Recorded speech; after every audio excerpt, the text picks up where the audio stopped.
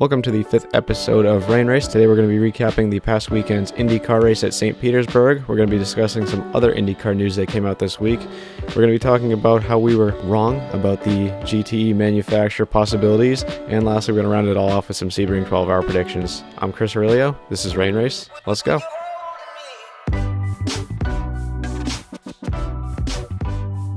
I'm joined here alongside the usual co-host of this program, Mr. Kyle Cuthbertson.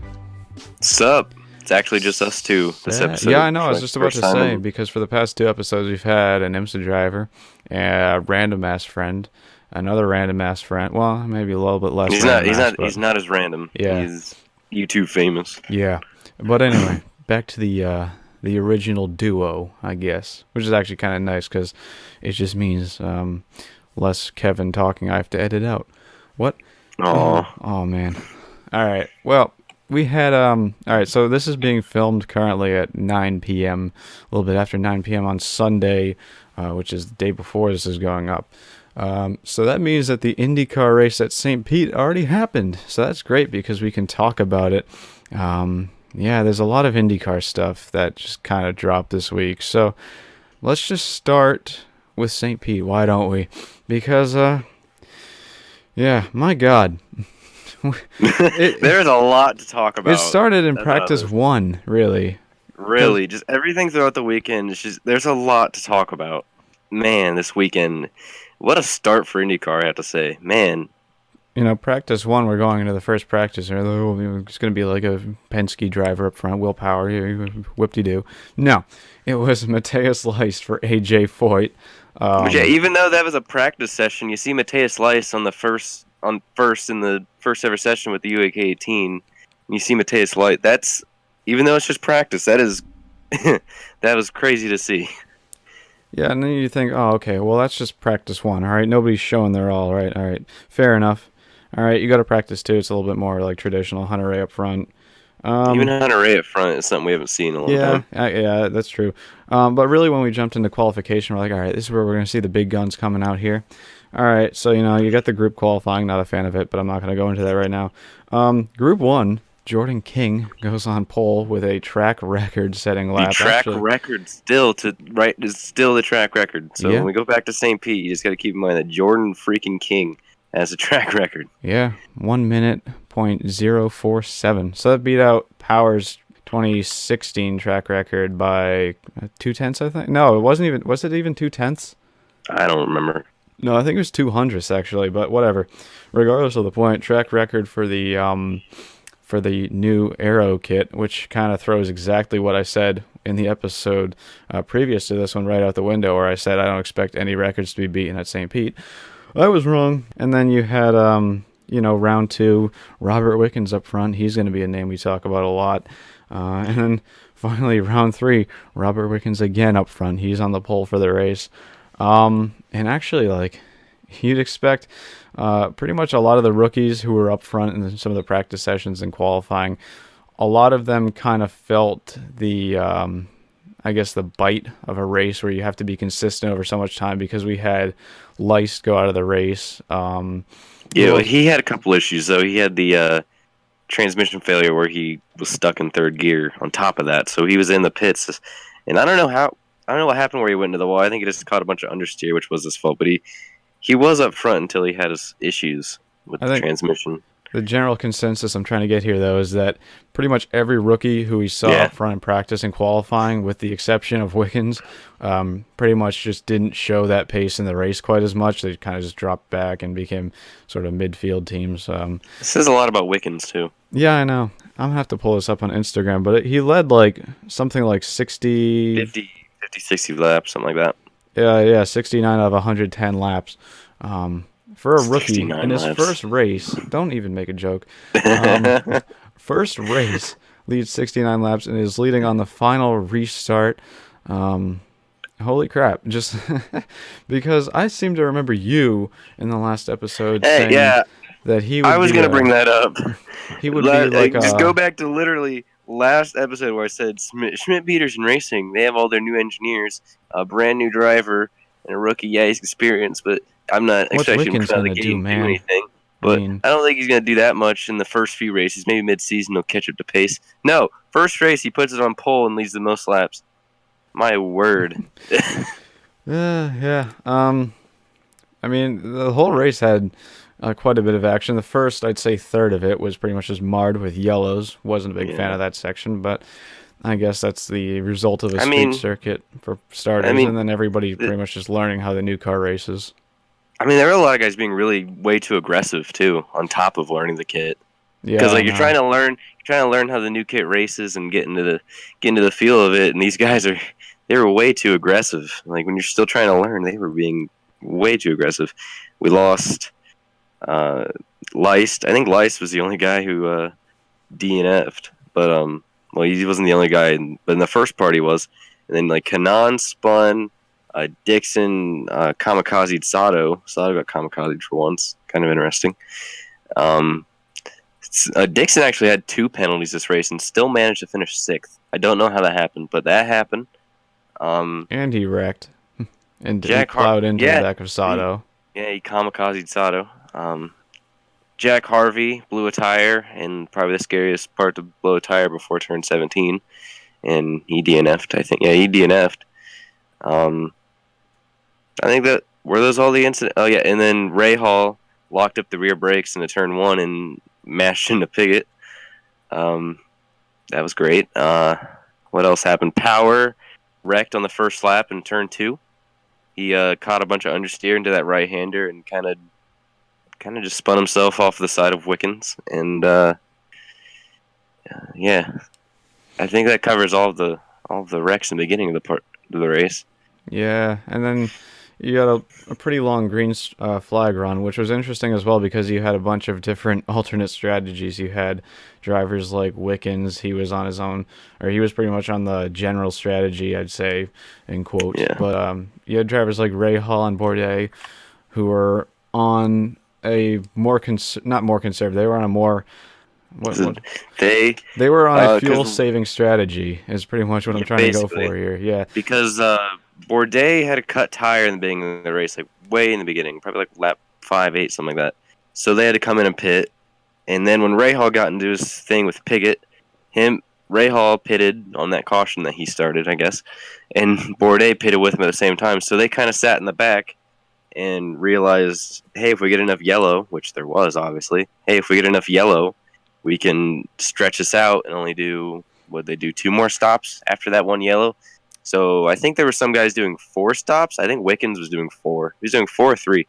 But whatever happened, Bourdais and Ray Hall ended up doing effectively from the point of the yellow to the Binder yellow, they did 1 less stop than the other guys.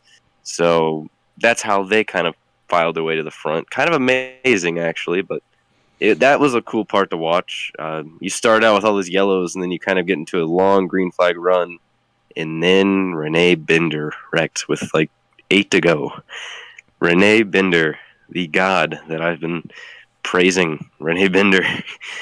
He wrecks, and we got to restart with 5 to go, maybe?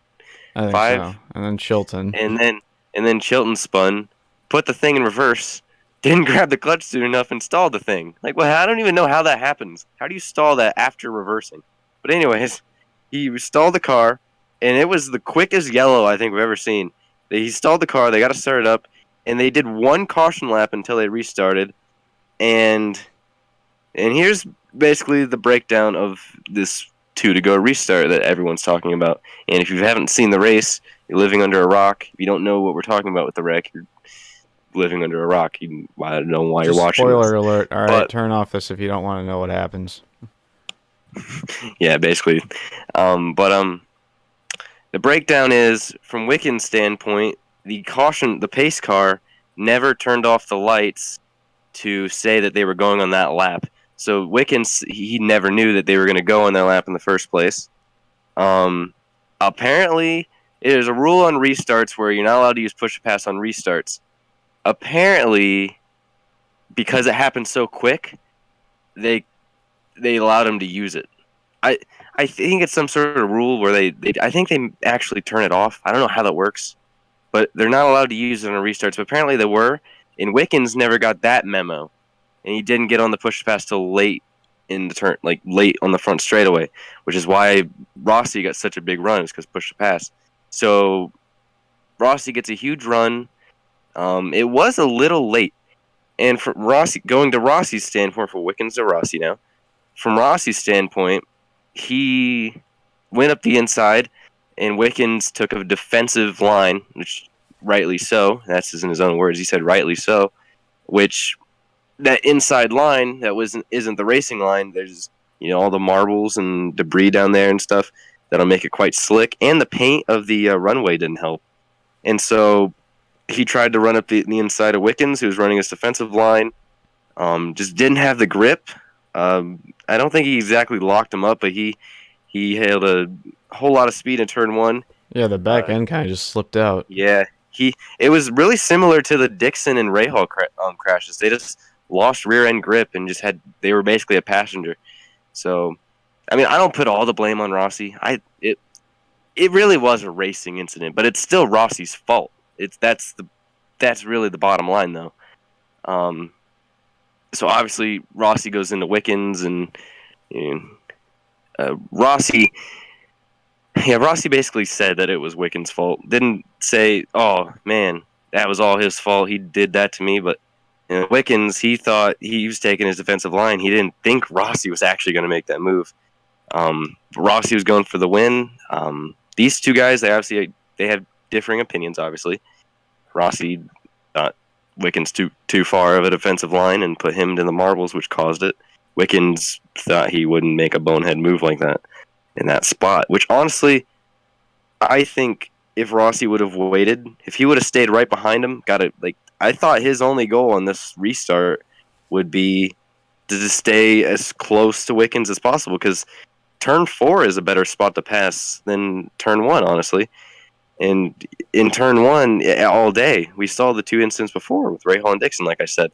They just lost all grip. So I didn't think he was going to make that move either. And then he made it. Wickens goes around. Rossi runs wide. He saved it. And what do you know? Bourdais and Rahal go by, and there's a full course yellow. So Bourdais, he even said he wouldn't have bet on himself. And he ends up winning the race. And Rahal goes from last to second with a car that he probably should have finished 15th in. So it's a pretty crazy day. It really was a pretty crazy day. My biggest question at the end, and it's a question that some other people are asking as well, actually quite a few people are asking this, is why Rossi didn't get penalized for a similar incident that Dixon did get penalized for. Yeah. Actually, I guess Rahal had same with Rahal as well, yeah. I mean, that's IndyCar's race control. Is all I can say is that they're not usually the most consistent people in the business. I don't think it's an excuse. I don't think it's a valid excuse. I think he should have been penalized for it, but that's IndyCar's race control is all I can say, because they've proven in the past that they're not the most consistent people. So I don't know. That's the only answer I can honestly give. A lot of what I've been seeing is, everyone's like, why didn't Rossi get penalized? Everyone's just been saying, oh, it was a racing incident. Well, yeah, it was a racing incident, but if you don't penalize the guy, you're basically telling him that if you make an unforced error and you hit a guy and you spin out the leader, and then you can still get a podium for it. Like, I don't think there's a reason that Rossi spun out Wickens and then still gets the podium. I don't see how that's right. I don't like that. Even if it's a racing incident and Rossi didn't do it intentionally, I still think that's penalizable. Just because he didn't mean to doesn't mean it's not a penalty. So he should have been penalized. That's another big thing in this. Overall, the key takeaway for me from that race was just seeing a small team like Dale Coyne and Sebastian Bourdais taking home the victory for 2 years in a row at that track, and honestly, kind of contradicting what I said in the previous episode. I now possibly see great things for them this season, so we'll have to see what happens. Yeah, I mean, that pretty much does it for the race summary, though. It was an exciting race, and that brings me on to the next topic, which is the new cars, because we made our sort of predictions on how they'd handle the new racing conditions in the last episode, and we saw in this episode that how many passes were there? Like 350 or something? Oh, yeah, 300 something. They broke the record. So, I mean, I think that they've already set the bar pretty high for race one. Whether that's a good thing or a bad thing leading into the next race, we'll see. Because once you set a high performance like that, you're gonna have people watching for the next one to see if you can top it. Yeah, But overall, I think race one with a new package, they've proven that it's pretty much a success. they set the bar really high with race number one, is what I've been kind of preaching this afternoon. I think the biggest thing about the racing, David pointed this out on Twitter, is that they can get around lap cars better, and that seemed to always be the problem. Is when the leader got far enough out and catch the lap cars, they would just get stuck behind them in the dirty air and couldn't pass. So I think that's a better note. We watched the big packs in the beginning before the faster guys started running away. We saw in the big packs they could actually run really close to each other, and it didn't seem to bother them. It was really fun watching in the end of the race, because before the yellow with Rene Binder, Rossi was catching Wickens. He was the faster car. They were both really fast cars, but Rossi, he obviously looked like he had the upper hand in the end of the race, and he was probably going to make a challenge, and it's 12 laps to go, and we're probably going to get this dogfight for the finish. It's going to be so good. And then in the turn 3, with 12 to go, I said, Rossi locked up the brakes. And then I kind of went too far, but before then Rossi said that he was waiting. So you kind of knew that Rossi was just kind of sitting behind Wickens, and then you kind of see where he wants to pounce, and he locks up the brakes. And then after that, Rossi was trying to make a bigger run at Wickens because he just lost so much time, and you could see it out of the corners. He was spinning the tires, catching the car everywhere. So it was really cool to see these cars all over the place, is basically what I'm trying to say. I think in that you back made section, that simple statement take 2 minutes of explanation, is what you're saying. Yeah. Well, if I would have said it right, it would have came out better. Because before then, Rossi said, "I'm waiting." So you could tell that he wasn't using up all his car, and then when he started to use up his car, he was spinning the tires, catching the car out of the corners. That back section for the long straightaway in turn 10, he was dead sideways sometimes. And man, and trying to put the power down out of the last corner before the front straight, man, I think I saw a bunch of cars spinning the tires. It's not something we've seen since. I don't even saw that with the DW12 kits. It's definitely cool to watch these cars drive. Remember at the beginning of this, before we started recording, when I said, please don't start rambling? I'm not even going to edit that out because I want to see people, the absolute garbage I have to deal with when I'm editing, and you just go off on a tangent, and you're like, what I'm trying to say is that it was this, and it was like, and I'm like, well, that's good, but you could have said that in 5 words, not 5 minutes. This is why we need scripts. Well, this is why you need to stop rambling, son. Well, if I would have said it right, it would have been a lot shorter and sweeter. So if I can rewind this whole thing 5 minutes, when I said I think it proves how well the racing can be with a new package, the thing I want to preach most now is get rid of push to pass, because I said if the racing is good and the passing's good, then just get rid of push to pass, because it's the only artificial element I see in IndyCar right now, besides double points, but it's a topic for another day. Yeah, just start a campaign, hashtag get rid of P2P. Start it. Please. We'll make another t-shirt. I think after watching this race, I can agree. Push to pass, it's not needed. Right. All right.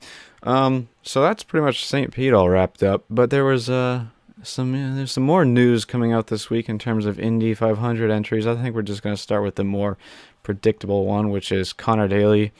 Dale Coyne with Tom Burns, or whatever. What's the...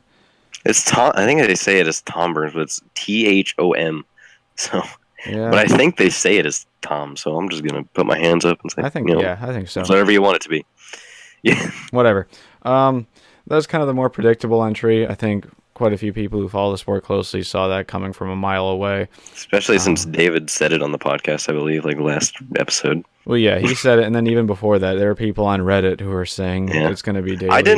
I didn't think that the U.S. Air Force sponsored. David was the one that told me about that. That kind of came out of nowhere. The U.S. Air Force. That's really cool, a good looking livery. So, but that'll be nice to see on track. And then not the one that came out of nowhere, but a certain aspect of it that came out of nowhere was Oriol Servia coming back with Ray Hall, Letterman, Lanigan. But on top of that, they're going to be in a partnership with Scuderia Corso, which is an IMSA GTD Ferrari team. So yeah, that kind of came out of nowhere. That, Nobody was yeah. expecting that one, but I guess it's cool for sports car guys like me to see familiar names hitting up the Indy 500 in May. You have them. You also have Mike Shank, who's another IMSA GTD team. So yeah, that'll be an interesting one. It really is. Scooter, of course, so that came out of nowhere. And I was expecting like a red livery. It was like, oh, they're not. That's right. They're not like Ferrari. Like, they're not like Ferrari manufacturer. They just run Ferraris. So I was like, man, this livery is going to be like red Ferrari. No, it's just a Rahal yellow livery. But he's going to be the number 64, which is interesting. Not the usual 16, which is, I don't know why Patrick is the number 13 now. So I'm trying to think. You might have a number on this of the confirmed entries we have now. Not like no speculation, but just like straight up confirmed. How many confirmed entries do you know that we have for the 500? It's over 34 now. I think it's 35. All right. 34, like, confirmed. I think really it's 34 because Buddy Lazier isn't confirmed until he's there. I'll just say 34. I think we have 35. And then all we need is Harding Racing to actually put in a new entry. So, and then we'll have 36, which is David's prediction, which honestly, I want to see 36 for Hump Day, but I kind of want to tell David he was wrong. So we'll see. So important telling David he was wrong about open wheel. Well, he put out a video that there were 36 entries, so he just probably bamboozle a lot of people if there's 35. Honestly, I actually realized we haven't even been recording for that long, but yeah, I guess we're talking about what we want to faster than we expected because moving off of IndyCar and onto sports cars. If you watched the last episode, another continuation of what we were wrong about was the possibility of a new GTE manufacturer. Wrong! There were speculations of McLaren and Toyota to be shown at Geneva, and both of them did show new cars at Geneva. It's just neither one was quite a GTE car. The McLaren was the McLaren Senna GTR, I think that's what it's called, right? Yeah.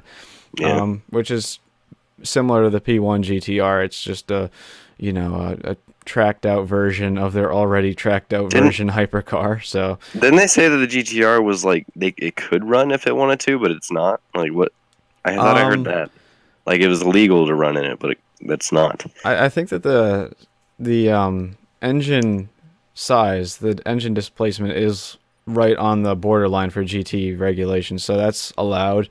I think people were saying that it could have the chance of evolving into a GTE car, but at this point, honestly, I don't even see that happening because I think that once you get a few years into the production line of the car, which is already extremely limited, I don't see McLaren using the Senna to promote their brand and GTE. But now at this point, it was either going to be then or never, and obviously, when we're getting out of there with the tracked out version of the car, I don't think it's going to be ever at this point. But then Toyota as well. They showed up with the Supra race concept, whatever they want to call it. And it's not going to be sold to customers like the McLaren. At least they have no plans on it right now. And the thing that's like the hardest hit to my head is that it's a GTE spec car. So yeah, most of the parts are GTE regulation. And they really probably wouldn't have any big issues entering in GTE. But Toyota said that they have no intentions on entering in GTE at the moment. I was keen to pointing that out on Twitter before I got called out by David, who said that it was complete BS and that they were going to enter in GTE. And I mean, I don't really try to go off complete speculation on this podcast, so I don't know. Is it a possibility that we see Toyota and GTE in the future? More so than McLaren? Yes, I'd say so.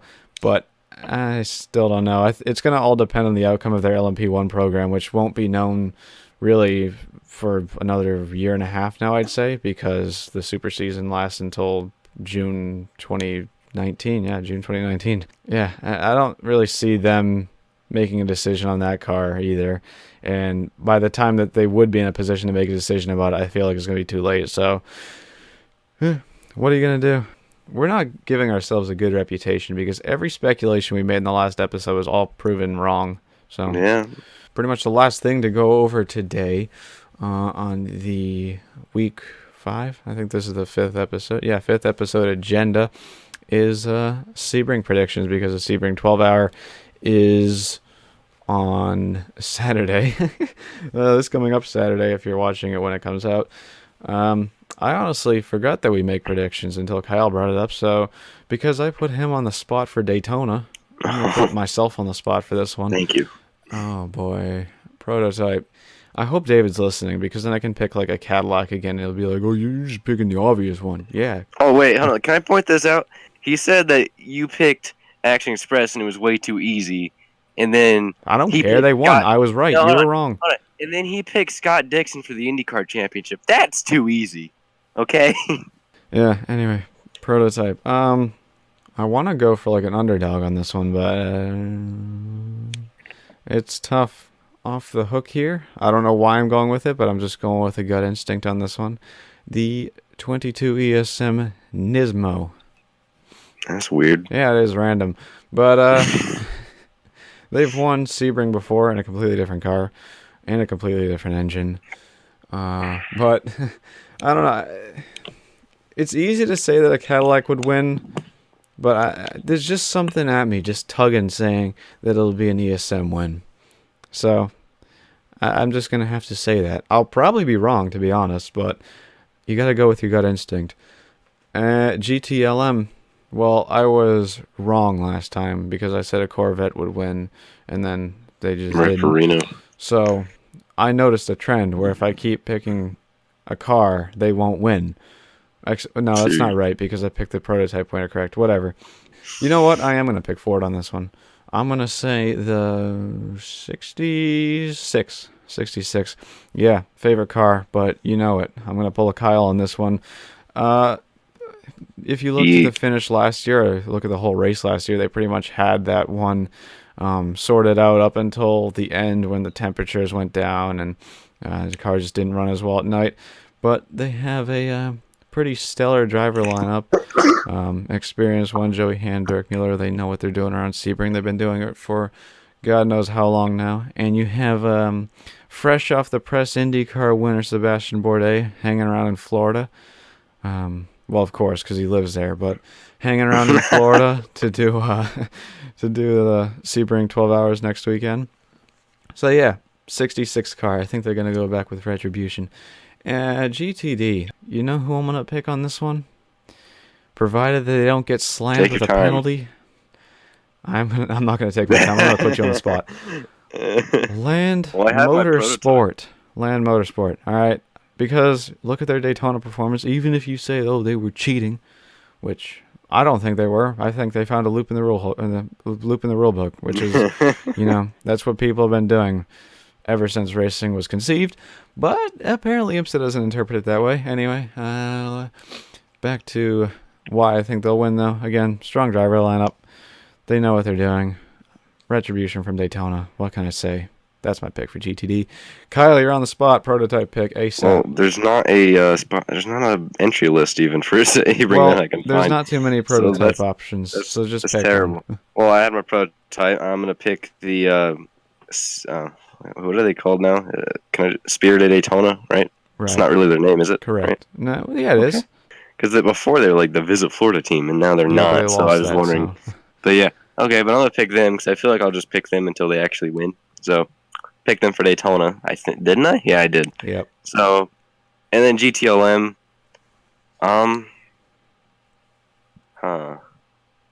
who was good at Daytona that I didn't? I don't want to pick the Corvettes because it's too easy, and I don't want to pick. Let's just go with the 911 Porsche because I don't want to be the guy that picks the Corvette for every round. So I just got to have that one different round, and I don't want to pick the Fords because that's a sin, and I don't want to pick the BMWs because they still have a new car. So it's just got to be a Porsche. GTD, I don't know. What? Just pick Shank and call it a day. Yeah, no. The Riley Motors. Right, Riley is it Riley Motorsports? Yeah. The Mercedes. Yeah, that team. I'm gonna pick them because they're like the guys next to Land that I feel like could beat Land. So. Anyway, that's gonna wrap it up for this episode. I hope you all enjoyed it. We'll be back next week, possibly. Depends on how much news comes out. If not, we'll be back in 2 weeks.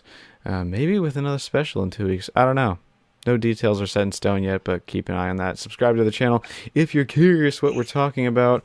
Leave a like if you liked the episode, if you're watching on YouTube. If you're watching or listening on Apple Podcasts or Google Play, you can subscribe there as well, so you keep all the future episodes in your subscription feed.